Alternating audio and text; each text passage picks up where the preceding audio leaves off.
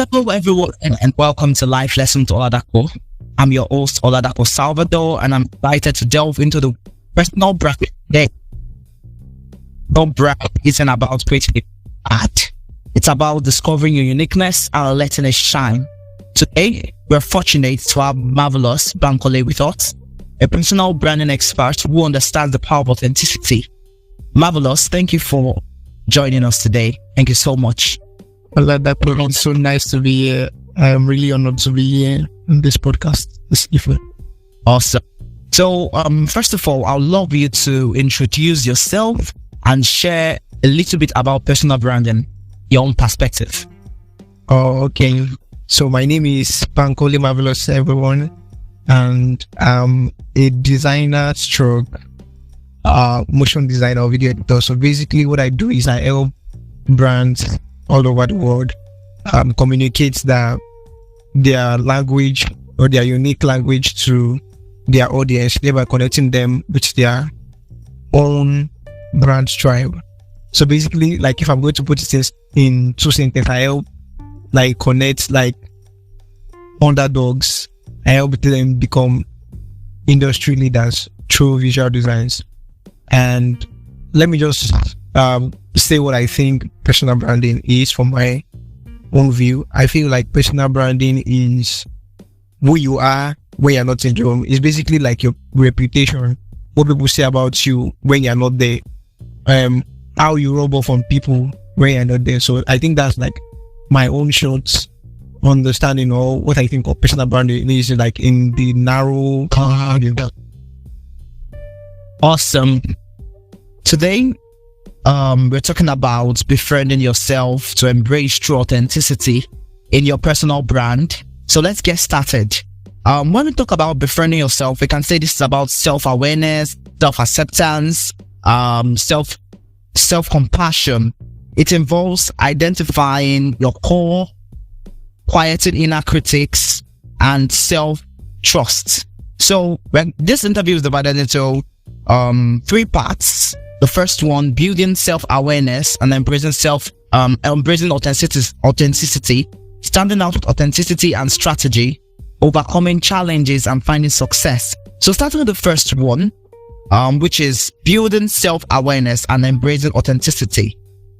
Can you define what being a friend to yourself in personal branding is? How does it differ? Simply putting on a positive persona. I'll go again. Define being a friend to yourself in personal branding. How does it differ from simply putting on a positive persona? Oh man, that was a very good question. What being a friend to yourself simply means to me is having self-awareness. Because like for most of us, when you're saying like somebody's my friend, for the most part, at least you know like more than 60 to 70% about the person. You know their ups, you know their downs, you know their weakness, you know their strength. That's like for someone you call your friend. So being a friend to yourself is basically understanding yourself, understanding your strengths, your weaknesses, like where you thrive, the kind of environments you thrive, like those kind of people that you connect with the most. And like it's simply understanding yourself, then like loving yourself, because it's a different thing to know yourself and it's a different thing to actually like love who you are, like love your persona, because a lot of people today are not friends to themselves because they are trying to be, they have like this image that they feel like they want to fit into, so they are trying to be someone else persona. Okay, so now let me talk about like the second question in relation to like the first question, so I'll answer them together. So how does being a friend to yourself differ from like putting on positive persona? So now I just want us to like do like an introversion of like stories we've heard over the years of like famous people that you just see them like go downhill just because of one action or one this thing that they did. So one thing that you will notice that is common among all these people is that like at those points that they decided, okay, they want to like show forth that their original character are those times that where they are not in their guard. They have lost all their guards. All their guards are down at that point. So you will notice that like they become the true version of themselves when those kind of stories come outside. Like stories like the great Michael Jordan stories like Ellen DeGeneres and so many more that we've heard about over the years. So like being a person that being a friend to yourself is basically having self-awareness and understanding that okay, you're not trying to be someone else, you're trying to be yourself, and at the same time you understand that you are like a work in progress, because the truth is none of us is actually like perfect. There's no way we can say we are perfect. While like putting up a persona is like okay, you are creating the kind of person. Don't let me use that word because everyone is trying to like create the kind of person they are. But it's basically like you are trying to be someone else other than who you are. Just like someone deciding to be like Cristiano Ronaldo. Just an example. Like no, it's not really like. So someone decides to be like Cristiano Ronaldo. Obviously, you can take like good cues from him to actually like improve your life. But then trying to be like him, trying to talk like him, trying to like do everything the way he does, eat the time he does, like that's basically like you're trying to take on the mark or the mask of Cristiano Ronaldo. So basically like putting on the positive persona is basically like wearing a mask, and sooner or later every mask that we wear will actually be brought off, and at the end of the day to actually maybe cause shame or disdain to our name. That's what I think. Thank you very much for that answer. So I'll just summarize everything in one sentence, which is the difference between putting on a positive persona and actually being a friend to yourself is that being a friend to yourself is accepting who you are and just being you, rather than just acting to be someone else, putting on a mask. Okay, so the second question goes this way: what were some negative internal narratives you had about yourself that held you back from building your own brand? You can make it to a story if it's possible. Okay, that's very good. Like because like when you asked me that question, and it actually brought back memories. So the first one was the fact that like I did not like hearing my voice. So when I started like bringing myself out to the world, like letting the whole world like know who I am and all that. Like because I used to be like an introverted person. I did not like talking. I don't like going out. I don't like anything that relates to like talking with people and all that. So, but it took like years to actually like work on it. So one thing that stood as like a stumbling block for me at first was like the sound of my voice. So at first, like when I started like speaking out loud and all, like my voice had like I don't know, when I hear my voice later, or probably maybe on record, maybe I'm like on a video or something, and then when I hear my voice and I feel like why is this voice sounding like this? I'm sounding like very funny. I'm sounding like a clown and all that. But then it took like a while to actually like get used to it. But then that's one of the first thing that actually like that was like a stumbling block to me, that I was thinking about myself that okay, there's no way that people would like this kind of person and all that. Then the second one is that like I will say like it's not like I pride in that, because sometimes it's actually might be negative. It might be like I don't like going the everybody's route. Like okay, let's say everybody's accepting this to be this. Then like I like questioning it, like okay, this is why 2 + 2 is 4. Then I'll be like, why is it not 5? You understand? So most times it's actually like drowses like people's thought about me. So sometimes I like get like comments like okay, yeah, you get somebody and all that. So that kind of those kind of comments, or sometimes like even me myself, I like I'm my biggest critic. So most times I just be like, why am I thinking this way? Why am I like this? Why am I doubting like this said fact? But over time, with the help of people and with a little bit of patience, like I got that okay, though it can be negative, but at the same time, it can also be positive depending on like the way you look at it. So I feel like those two things, my voice and like the fact that like the way I actually think about the world, the way I actually like view things, and like the doubting or the questioning kind of mind that I have, will actually like be the two biggest setback for me when it comes to like personal branding and all. But I would love you to share how you overcame or how you're working towards overcoming the challenges. Okay. So for the second one, I will not say like I will overcome it completely, but the first one, how I got used to like hearing my voice was that I just kept hearing it over and over again. So like the first time it might be cringe, the second time it might be cringe, the 10th time it might be cringe. But over time, when you hear your voice over and over and over again, when you're consistently doing the same thing over and over again, it tends to become like, you tend to accept it like that. So there's nothing I can do about my voice. There's nothing I can change about it. That's what I've come to realize. And over the years, I'm like, where I talk like this, I might not be like very outspoken or like calm and collected the way I would have loved to be. But then this is actually like part of me, and I don't have a choice than to accept it. Even though I might be working towards like changing like some little things here and there, but the sound of my voice is the way it's going to be, whether I like it or not. So it's coming to the acceptance of, okay, this is how my voice is, and hearing it over and over and over and over again. Then the second one, how I'm actually like working towards it, towards not overthinking, like doubting or questioning a lot of things is I actually like see it in the positive light. Sometimes it might be in the negative, but I see it in the positive light most of the time. When I question things, I see it like, okay, I actually like want to learn more rather than like arguing over and over and over and over again about the thing. Like I tend to like see it as an opportunity. When I question things, then it's an avenue to actually search for answers.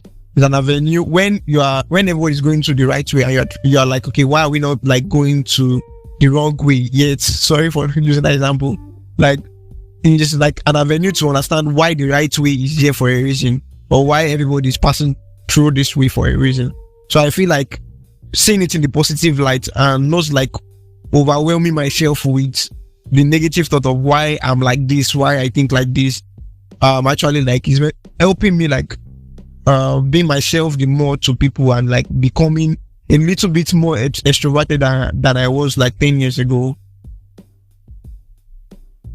That's lovely. Just like I said earlier in the interview, I said when it comes to befriending yourself, it's very important that you accept yourself. That is self-acceptance. You quiet those inner critics that are there. So the third question now is, what practices or exercises do you use to connect with your true self and values? What practices or exercises do you use to connect with your true self and values? For example, journaling, meditating, etc. Okay, that's a very good question, and it actually like takes like a little bit of thinking to actually like get to that. But the one I will say like I use, like I'm not really like the meditating type, though I will not say like I sit down and just be like, okay, I want to meditate for like 10 minutes and I'll just meditate, you know. But like the one I'm a big fan of is like journalism. I said journaling, sorry. Like I tend to like write down my thoughts. So something happened to a little while back. Somebody like was asking me what where I kept my notes and all. So I just gave the person like my own journal that I used to like journal everything. Everywhere I do, like it's basically like a book that contains like both random thoughts, both goals, both everything is just there. So I gave the person, and the person was like, wow, you write everything in the same book. The answer I gave him was like, I write everything in the same book is because I don't want to overthink compartmentalizing like those things into like different books, because when I think about, okay, I want to write this in this book, I want to write this in this book, then it's actually like takes away the rawness in those things that I'm actually thinking about and why I'm thinking about them and why I'm the way I am. So most times I just tend to just write them down on a piece of uh, a book or like a journal or like a jotter, whatever is in my hand at that point. Then there's a big book that has every other thing that I'm actually thinking about.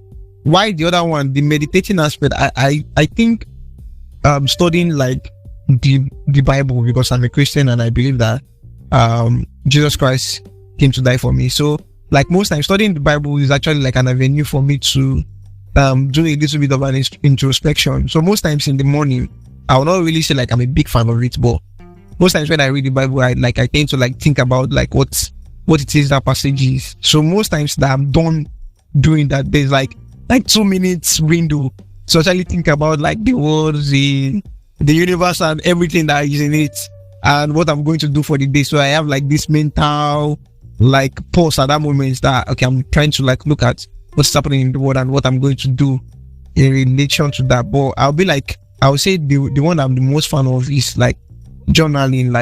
That's been a part of me that I've made sure that it's very paramount to my existence since like 3-4 years ago. And I feel like it's actually helping because most times I go back to my old journals and I read what I wrote there. I feel like it actually gives me an understanding of okay, my experience over time and like what I think and the ideas that I have and the ones I'm here to execute. It basically like just helps me understand okay, this is who I am and this is the journey that I've been so far.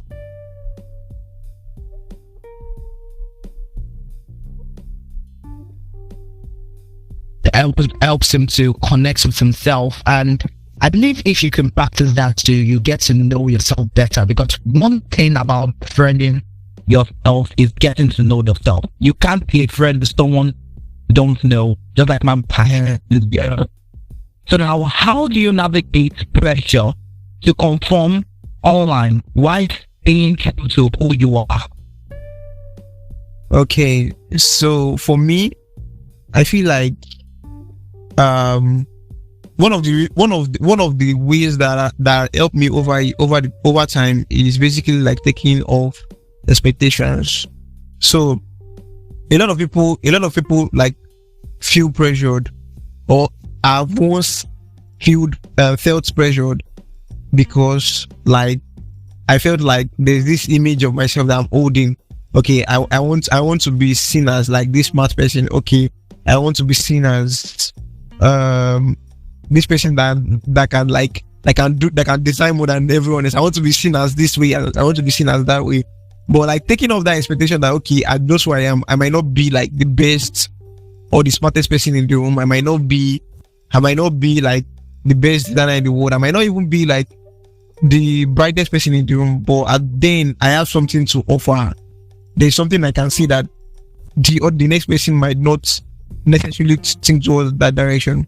So the fact that like I think I took away that expectation like from the entire we're trying to be like okay, this is the persona of me I want to show to the world, rather than like being your true self, doing what you love doing and like understanding that okay, this is who you are, this is a lot of great things, you are capable of a lot of great things. So understanding that alone has actually like helped me to actually like reduce the pressure. So most times that, for example, I actually like make social media posts and all, I tend to just do it because I just love doing it, just because I just want to see my mind at that point, and hopefully like somebody sees it and like they are actually like maybe enlightened or whatever like the purpose of the post was. But then I try to like take away all those metrics, like the fact that I want to be seen as the smartest person, or the fact that I want to be seen as okay, I'm trying to be like original and all. Like I take away those expectations. I feel like the answer is just like taking away the expectation of who you think you want to be will actually like help take away that pressure of you. Then you become naturally like more like yourself rather than like becoming who you think you want to be.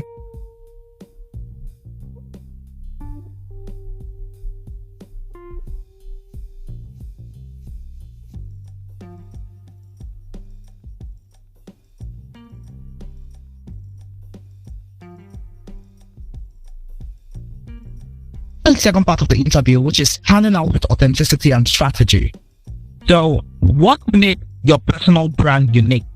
How did you discover your niche? Okay. So basically, like, it started off as a random stuff. Like, what made me unique is that I'm just me, or what makes me unique is like I'm just me.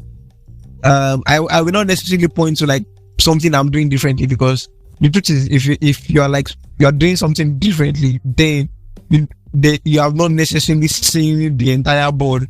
There might be other people doing the same thing that you think you're doing differently. So I feel like what makes me unique is the fact that I'm me. There is no other person like me. There's not that person that thinks the way I think. There's not that person that will say this, the things I say the same way I say it. There's not that person that we have my kind of voice. So basically, like, it's my flavor that I put into like the general thing that everybody does that makes me unique. And I feel like that's what makes each and every one of us unique too. And that's why we've come to love the people we have loved over the years, because they're a reflection of some part of them, a reflection of like who we are, or who we'd love to be. And how did I like get to know my niche? So it's basically like I will say like I've not yet known my niche yet, but I see I'm like a focus area. So it's basically like trying to do what you love 80% of the time or 90% of the time, and trying to iterate that. So the moment that you are doing, first it starts like a funnel. The top is very large while the bottom is like very small.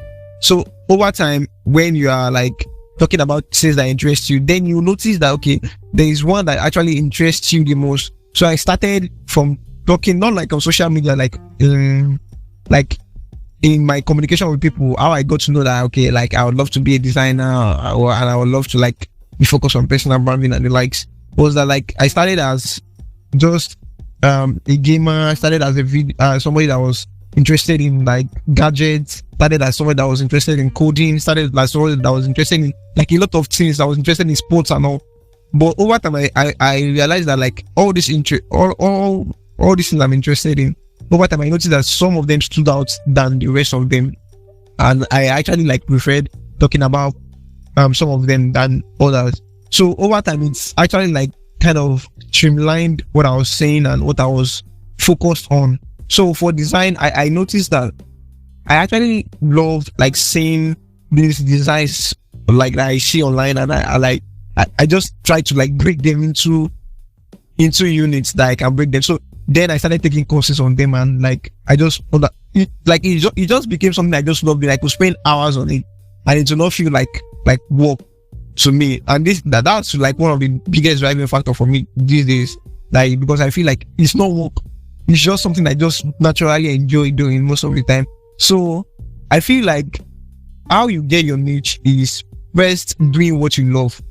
Because if you're not doing what you love, it will look like work. So it will definitely look like work. And that way you tend to be like working towards the same thing, which will eventually get you tired and stressed.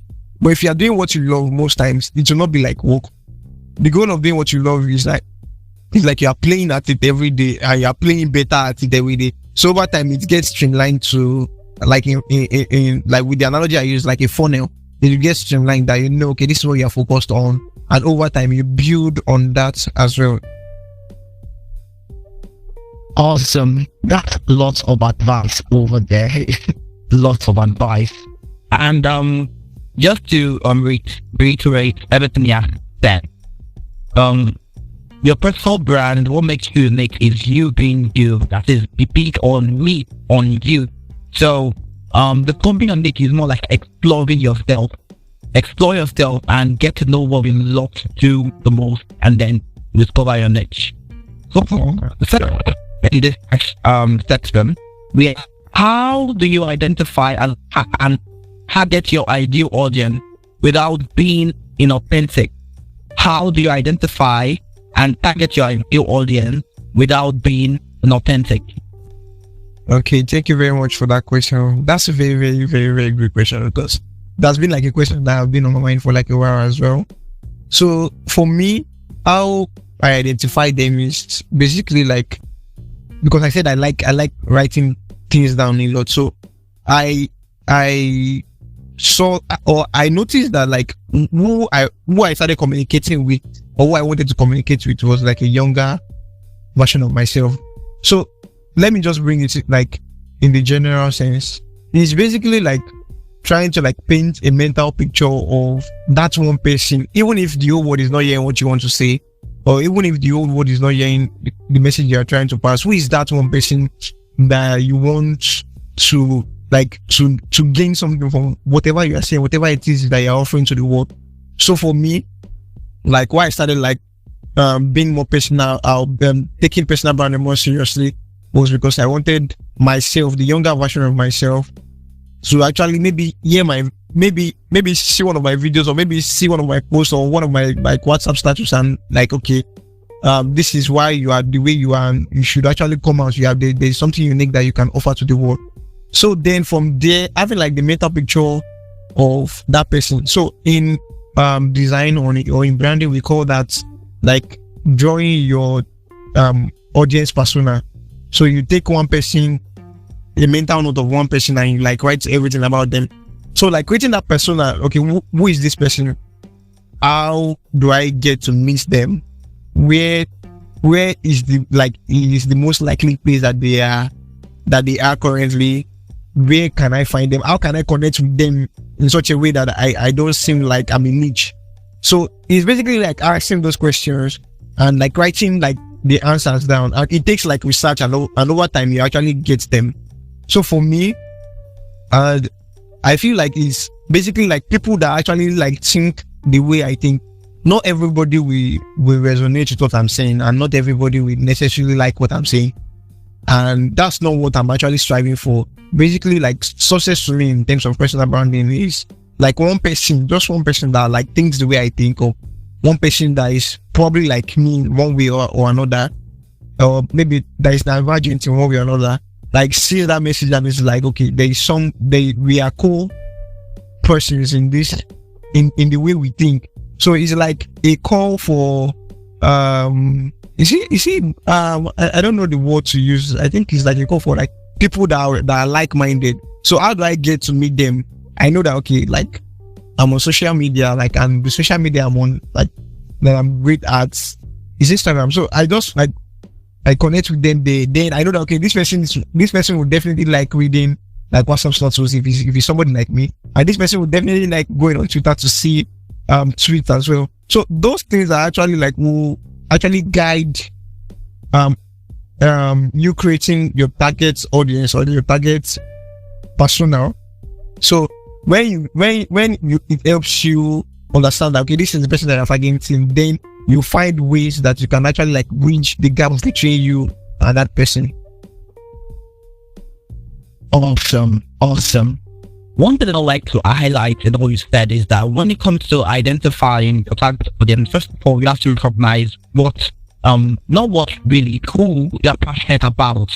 So for you, the younger version of you, those that are in the situation you used to be, and then in reaching out to them, I think you have to do a lot of research and find out what they love and just kind of adapt your message. You being you, because it's going to be original and not to be like someone else.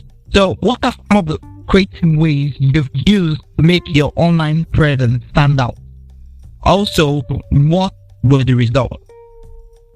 Okay, wow, what a great question. So for this one, I will not actually take credit for it, because it's actually like someone that I actually like know that I actually like model their kind of approach, and I use it because the person is, or those two people are actually like similar to my kind of person. So I felt like it is one way I can amplify my voice on social media. So those two people are Chris Do and Sonny. These two guys are actually Asians. Well, that's nice. These two guys are Asians, and like most times that I get to watch their videos or like read their Instagram carousels or like check them out on LinkedIn, I just find like these people are actually kind of more like me. They are like who I strive. They are like holding. They have the kind of results that I aspire to kind of have. But then I don't want to be like them because I know like we are different people entirely. So because Christo is kind of like this kind of calm, collected, introverted person that is extroverted as well. So it's kind of like a contrast. Why Sonyi is like he does not care. I don't care kind of person, and like it's not that extroverted, but then he's extroverted a little bit. But I know that I have like my own unique flavor, but they're taking their own models of like the way they communicate. So for me, I use my WhatsApp status for the most part, and I use my Instagram as well. So those two medium are the ones I've like actually like tend to use their model the most. So for LinkedIn, I started it like a while ago. So I was like studying like how I could bring my own unique voice to LinkedIn, because of LinkedIn was kind of like a professional kind of setting. So I was still studying it, but I was looking at like the models that they've set. I found that like it was not working for me. But let me just see like the sources of the ones that I've actually tried was the Instagram carousel and like the social the Instagram reel and social media WhatsApp status and all that. So most times I get comments like that's what like actually like drive me to keep doing what I'm doing. So I get comments in my DM like from some people that have actually like gotten that have actually seen those content one way or another. So some of them will be like, I actually thought this way, but I've not heard someone say it out loud the way I say it, or like I never thought about it this way. So those kind of things are actually like giving me like the go ahead that okay, there is someone actually seeing this thing I'm actually putting out. It's not like I'm actually like talking to myself, even though like at the beginning it's not like I actually like had success in the beginning like that, and I'll never really like claim that I've actually like gotten like the big kind of following and the big success like that. But then like to get to the point where like I actually receive positive comments sometimes about my post was actually like still keeping on like consistently doing what I was doing, but at the same time iterating and like trying to correct, because if you are starting out, you will not necessarily get your voice. Your voice will not actually have been fine-tuned yet then, because you'll still be trying a lot of things. But over time, like you start understanding like who you are and how you want to communicate. So that way you are distinguishing yourself from those models that you have actually like taken from. Because else, if you do not like take a while to understand yourself and actually like bring yourself into those models, you end up copying those people as well. So that's what I think actually else. That's what I think. The next question: how do you strike a balance between staying true to yourself and strategically promoting your brand? Wow, that's great.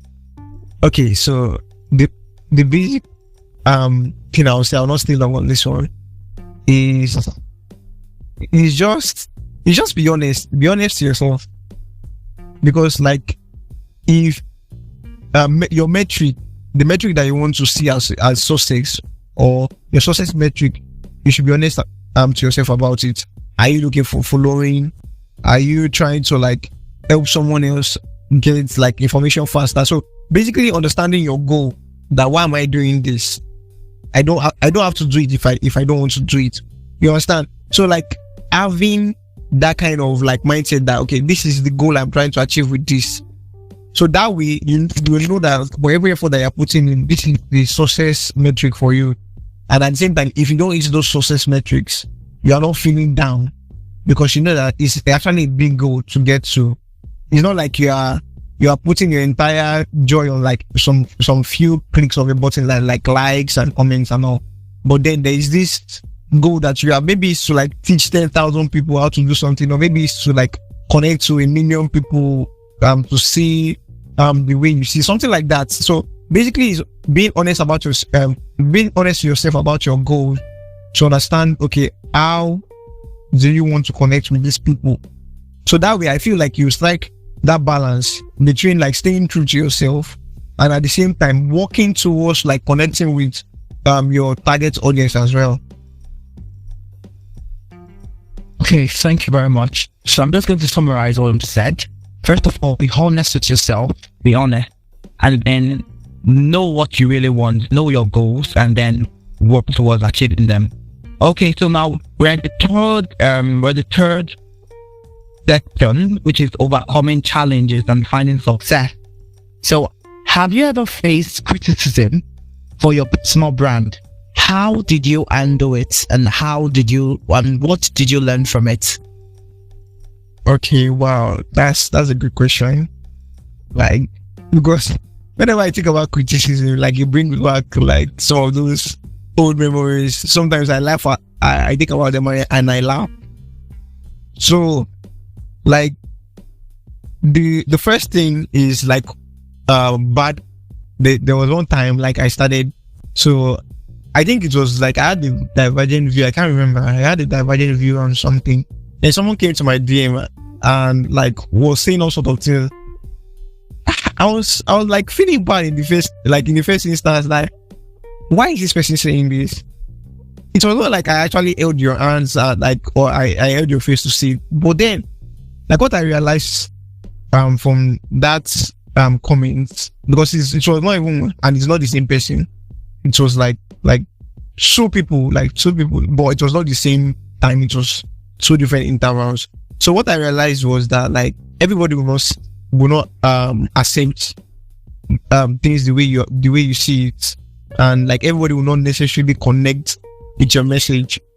And if you're trying to like connect, or you're trying to like please everyone, that's already like a mission impossible. But what I learned from that process was that like your true people will find you, because those negative comments that they give, I see had like some positive comments on them as well. So like it's basically like not trying to let that weigh you down. But at the same time, I would say like some of those criticism actually helped me as well, because sometimes you actually look at it objectively, because most times we are not necessarily perfect people. So when you look at it objectively and look like, okay, why is this person saying this? This scenario saying, is there something to take note of there? But then you're not taking note of like the entire bad part. You're trying to pick out what you can do right the next time. But if it's entirely like wrong commentary about your person, like talking negative about your person, that I strongly suggest that you disregard those.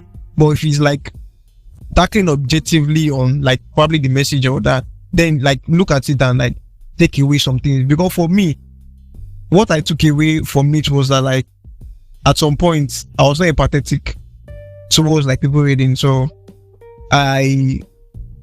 some of those negative comments made me like put myself in the shoe of the readers or whoever I'm trying to communicate with more. So sometimes I will stand up like in conferences or in meetings to say something. I'll be like, okay, what is the purpose of this thing I'm saying, and like how will these people receive it? So then if it's going to like be like negative vision that does not have any positive vision on anybody, then I refrain from saying it.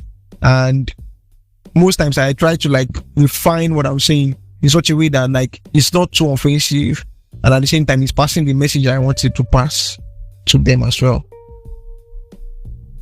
Okay, so it depends on the kind of message or kind of criticism you receive. If it's constructive, you analyze it and you pick out the things you want to actually work on. But if it's negative, attacking you as a person, then I just throw them off. So moving to the next question: how do you stay authentic while adapting to industry trends and audience preferences? Okay, so like there's this book I read like some couple of months ago. So the name of the book is The Brand Gap, and maybe like it's like a series on the brand sleep by Martin Newmeyer. So what it says about like being authentic and trends is basically like trend does not last. So for most of us that have seen trends over time, you see that like they just peak for like a period of time and then you know hear about them again. But this is what it says about like trends, how brands should react to those trends. Is that trends are like waves, and if you know waves, wave waves don't last. They just like wash ashore, then they go back and start again. So that's where trends are. So, but what he advised brands to do is that they should take up surfing boards and surf over those waves. So, like when you pick up, I saw that analogy like a very, very perfect representation, because as an authentic person, you're trying to like be authentic, you're trying to say your voice. Trends might actually like be an avenue for you to reach out to more people, and at the same time, you are not losing your voice. So he did not say swim, dive into the wave. What he said was, take up your surfing board and ride over them. So when it is over, then look for the next trend and maybe like ride over them again. But at the same time, don't drown inside those waves. So basically, like riding those trends and at the same time not losing your essence, not losing your goal, not losing your unique voice when riding those trends is actually like the most important thing.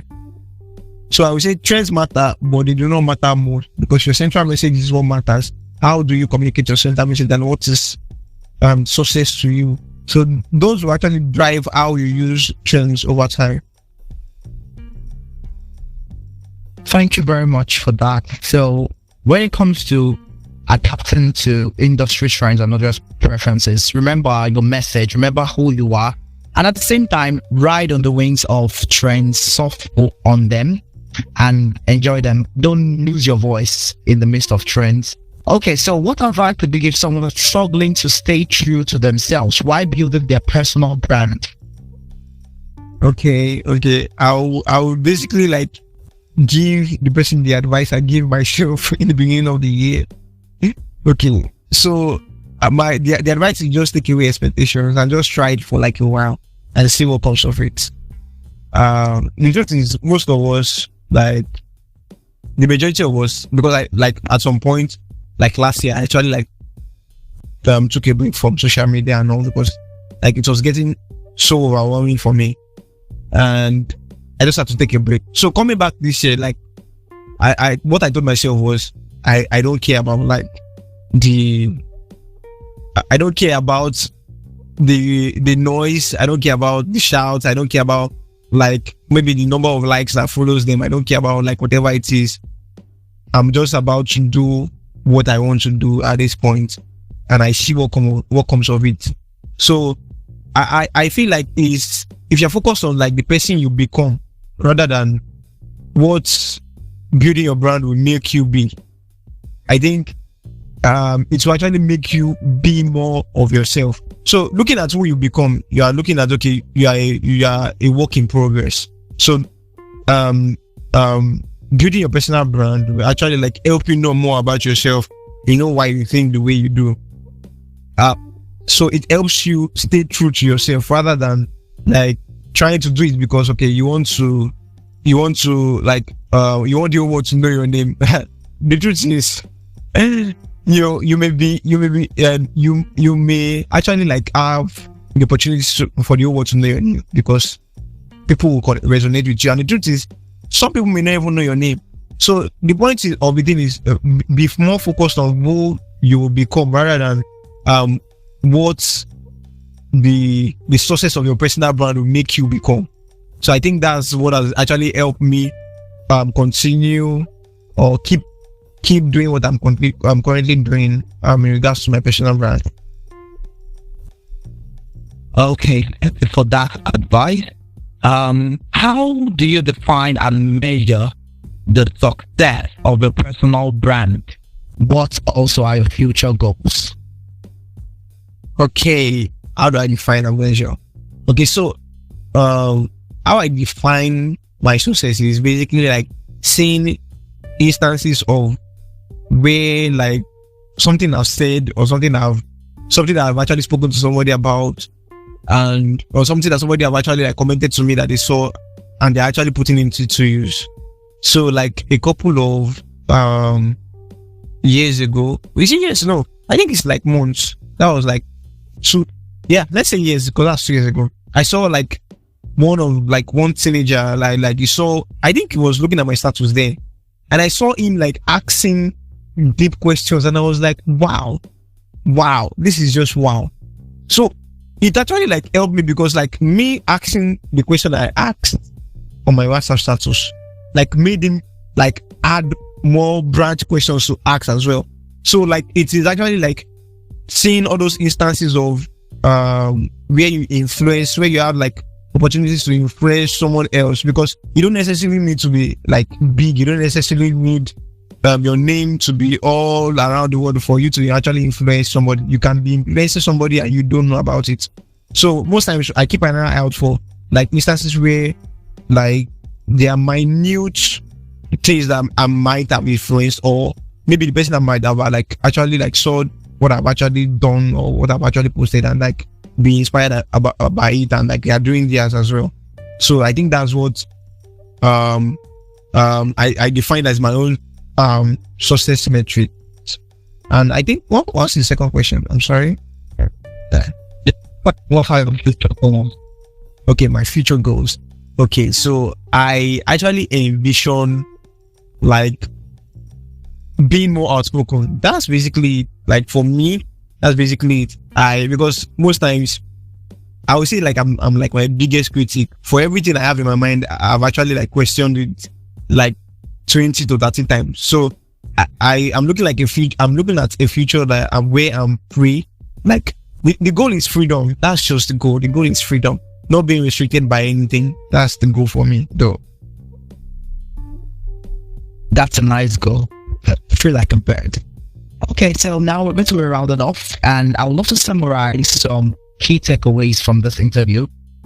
The first thing I would love every listener to know is that you are unique. So, knowing that you're unique, then you focus on your interests, the things you love, be yourself, and communicate you. Most importantly, focus on your message, surf on trend, and the audience will find you. Trust the process, be yourself, and keep building yourself. So I encourage every listener to explore your own story of personal branding, your own journey, embrace your authenticity, just like the way Marvellous started writing his own story of personal branding, and also embracing his true self. So now I'll be sharing Marvellous's contact with you, just in case you'd love to keep in touch with this beautiful and wonderful young man and awesome guest. So on Instagram is at Marvellous Bankole. I'm going to spell it Marvellous Bankole at Marvellous Bankole.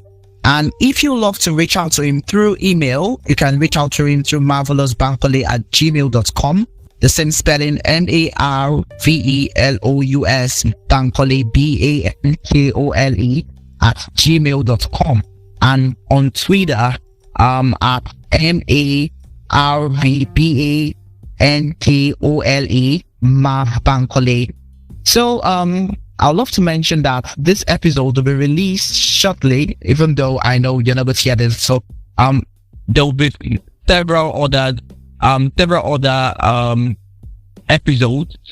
So I look forward to you guys listening. So see you in the next episode. And Marvellous, thank you for being with us. Thank you so